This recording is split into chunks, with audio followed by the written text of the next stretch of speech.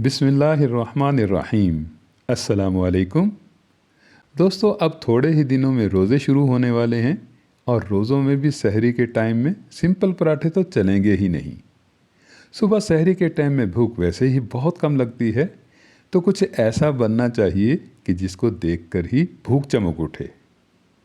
तो दोस्तों, आज हम बनाएंगे बिल्कुल अलग किस्म का, बिल्कुल डिफरेंट टेस्ट वाला कीमा भरा लिफाफा पराठा, जिसमें कीमा तो भर भर के होगा, पर दोस्तों इसका बनाना भी बहुत आसान होगा। तो उसके लिए सबसे पहले हम डो को ही बना लेते हैं। मैंने यहाँ पर 2 कटोरी मैदा लिया है। ये फाइन वाला मैदा है और इसके साथ साथ में 1 कटोरी मैंने चक्की वाला आटा लिया है। अब इस कॉम्बो को बनाने का फ़ायदा क्या होगा, ये तो मैं आपको आगे चलकर बताऊंगा। अभी तो यहाँ पर आपने 1/4 टीस्पून नमक डालना है और इसे आपस में सूखा ही मिला लेना है। सूखा ही मिलाने से चक्की वाला आटा और मैदा आपस में बहुत अच्छे से मिल जाएंगे और साथ में ही इनके नमक भी मिक्स हो जाएगा। उसके बाद में थोड़ा थोड़ा सा पानी डालकर आपने इसे मिलाना है। लेकिन दोस्तों, पानी जो आपने लेना है वो थोड़ा नीम गर्म ही लेना है। ठंडे पानी में आटा मलने से एक तो देर ज़्यादा लगेगी और दूसरा इसमें गुठलियाँ सी भी पड़ जाएंगी और डो भी आपकी फ्लफ़ी फ्लफ़ी नहीं बनेगी। अब आटा मलने के बाद आपने इस पर थोड़ा सा ऑयल ज़रूर लगा देना है। तो बस इसे आप कवर कर देते हैं और रेस्ट देते हैं थोड़ी देर के लिए। और इतनी देर में हम तैयारी कर लेते हैं इसकी स्टफिंग के लिए, फिलिंग के लिए कीमा मसाला बनाने की। अब कीमा मसाला बनाने के लिए आपको कीमा चाहिए होगा, शिमला मिर्च, टमाटर, प्याज, फ्रेश लिसा हरा हरा धनिया, अदरक लहसुन पेस्ट और 2-3 हरी मिर्चें और साथ साथ में एक छोटा सा हरा प्याज। अब सूखे प्याज को तो मैंने रफली सा चॉप किया है, ना इसके मैंने स्लाइसेस बनाए हैं और ना ही मैंने इनका पेस्ट रेडी किया है। कीमे के साथ में ही हमने इसे पकाना है, तो इसका थोड़ा सा क्रंच भी चाहिए होगा। और मिक्सी की डब्बी में डालकर इसको मैंने फाइन चॉप इसलिए नहीं किया है कि उससे इसमें से काफ़ी सारा पानी निकल जाता है और वो टेस्ट आता ही नहीं है जो हमें चाहिए होता है। और शिमला मिर्च बहुत बड़ी है, तो इसको मैं आधा ही डाल रहा हूँ और आधे में से भी मैंने सबसे पहले इसमें से गूदा इसका रिमूव किया है। गूदे में कोई टेस्ट तो ख़ास होता नहीं है, अलबत्ता ये कीमा मसाले को चिपका चिपका सा बना देगा। अब इसके छोटे छोटे से क्यूब्स बनाने के बाद आपने हरी मिर्चों को कट कर लेना है। और हरी मिर्चों को कट करने के लिए कोई ख़ास टेक्निक तो होती ही नहीं है, बस इसके रफली से हमने स्लाइसेस ही बनाने होते हैं। हाँ, टमाटरों को आपने मोटा मोटा सा काट कर लेना है, सेंटर से 2-2 पीस करके फिर इसके 4-4 पीस बना लेने हैं बस।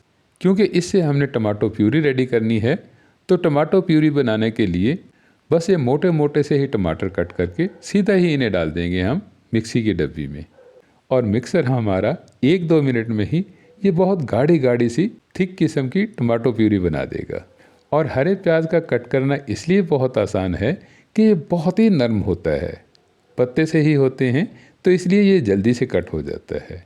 अलबत्ता इसका फ्लेवर बहुत ही शानदार होता है। बस ये छोटी सी प्रिपरेशन करने के बाद सीधा ही हम आ जाते हैं पकाई की तरफ। अब पकाने के लिए मैंने बिल्कुल थोड़ा सा ऑयल लिया है और इसे गर्म होने के लिए रख दिया है।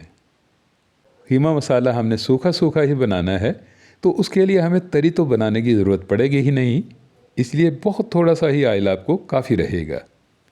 बस ऑयल जैसे ही गर्म हुआ है, मैंने इसमें डाल दिए हैं रफली से चॉप किए हुए प्याज। अब प्याज़ों की फ्राइंग में बहुत ज़्यादा टाइम तो लगाना ही नहीं है, क्योंकि हमने ना इन प्याज़ों को ब्राउन करना है और ना ही गोल्डन बनाना है। बस सिंपली सा इनको फ्राई करना है ताकि ये थोड़े से नरम हो जाएं, स्ट्रेंथ इनकी लूज़ हो जाए और जब ये ऐसे दिखने लग जाएं, तभी आपने इसमें डाल देने हैं चिकन कीमा। कीमा दोस्तों आप यहाँ पर मटन का भी डाल सकते हैं, बीफ का भी ले सकते हैं। फ्राइंग का तरीका तो सिमिलर यही रहेगा, अलबत्ता उनको गलाने में आपको टाइम ज़्यादा लगेगा और चिकन को पकाने में बहुत कम टाइम लगता है। तो जब कीमा आपका भून जाए, वाइट वाइट सा होने लग जाए, तभी आपने इसमें अदरक लहसुन पेस्ट डाल देना है। मैंने यहाँ पर ये 2 चम्मच के करीब करीब में डाला है।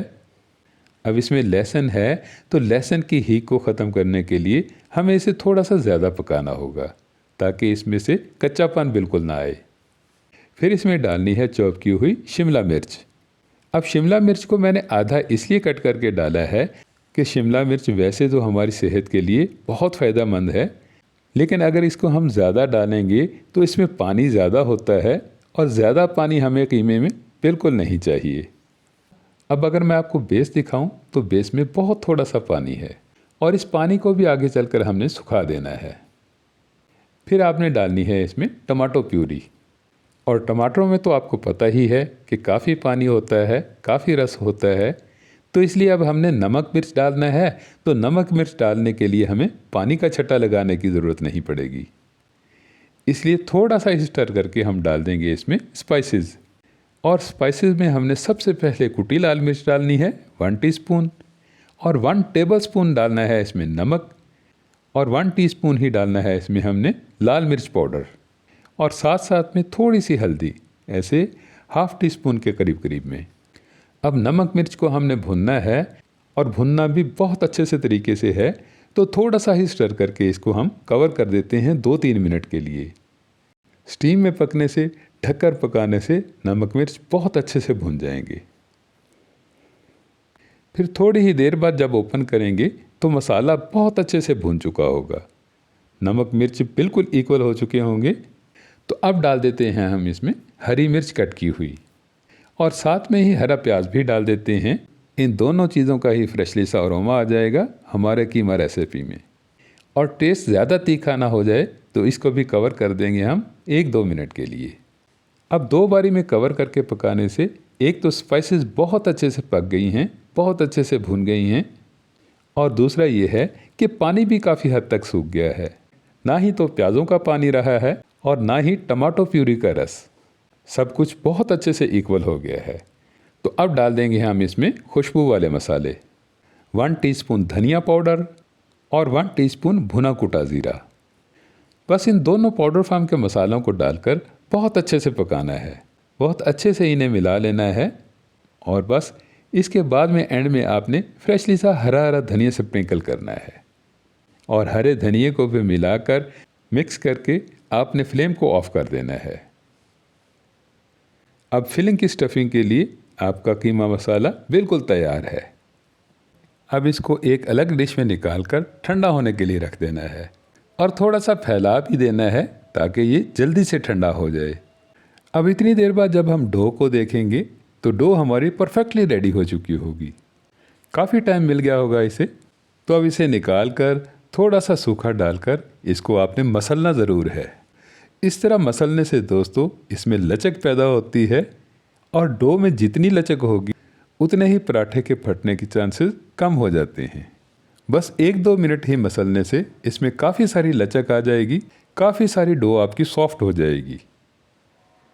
तो अब इसके आपने पेड़े रेडी कर लेने हैं, और पेड़े आपने आम रोटी से थोड़े छोटे ही रखने हैं। हमने लिफाफा पराठा बनाना है तो उसका साइज़ थोड़ा सा कम ही होता है। अब पेड़े बनाकर आपने फ़ौरन से ही रोटी नहीं बेल लेनी है, बल्कि इनको भी आपने थोड़ा सा रेस्ट देना है, ऐसे सिर्फ 2-3 मिनट के लिए। अब रोटी को भले आप हाथों से ही बड़ा कर लीजिए या बेलन से इसे बेल लीजिए, ये फैसला मैं आप पर छोड़ता हूँ। बस रोटी को बड़ा करने के बाद आपने इस पर थोड़ा सा ऑयल लगा लेना है। घी लगाना चाहें तो घी लगा लीजिएगा। बस इसे बराबर फैलाकर आपने इसकी पॉकेट रेडी करनी है। बस रोटी को आपने ऊपर से नीचे की तरफ पलटाना है, और नीचे वाला हिस्सा जो है इसको आपने ऊपर की तरफ पेस्ट कर देना है। फिर साइड से पलटकर इसे सेंटर तक लाना है, और दूसरी साइड को भी इसके ऊपर चिपका देना है। अब थोड़ा सा प्रेस करके, थोड़ा सा सेट करके इसे हम एक साइड पर रख देते हैं, और इसको भी रेस्ट देते हैं 2-4 मिनट के लिए। अब इस पॉकेट को जब हम बड़ा करेंगे, बेलेंगे, तो दोस्तों ये इक्वली चौकोर रोटी बनेगी। और जब चौकोर रोटी आपकी बन जाए तभी आपने इसके सेंटर में कीमे को भर देना है, और कीमे को बराबर शेप में, चौकोर शेप में ही रखना है। जितना बड़ा हमने लिफाफा बनाना है उतने साइज़ में ही कीमे की फिलिंग करनी है। अब ऊपर की नोक वाली साइड को नीचे की तरफ लेके आना है, और नीचे वाली साइड को ऊपर की तरफ पलटाना है, और इसको प्रेस ज़रूर कर देना है ताकि पराठा आपका खुले ना।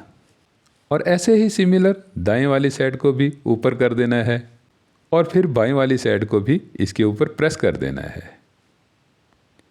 और ये रेडी हो गया आपका लिफाफा पराठा। बहुत ही आसान और सिंपल तरीके से, बहुत ही कम टाइम में। अब पलटाकर इसे सीधे वाली साइड से थोड़ा सा आपने सेट कर देना है और जब ये सेट हो जाए, कोने इसके बराबर हो जाएं, तभी आपने इसको पलटाना है और जोड़ वाली साइड से आपने इसे अब बेलना है। और बेलकर जितना बड़ा करना है उतना ही बड़ा कर लीजिएगा। अब एक ही पराठे को बनाकर आपने इसे पकाना नहीं शुरू कर देना है, बल्कि 3-4 तैयार करके रख लेने हैं। ये बहुत इजी है दोस्तों, बहुत आसानी से बन जाएंगे। अब एक ही बारी में 2-3 बनाकर फिर ही इसे आपने पकाना है।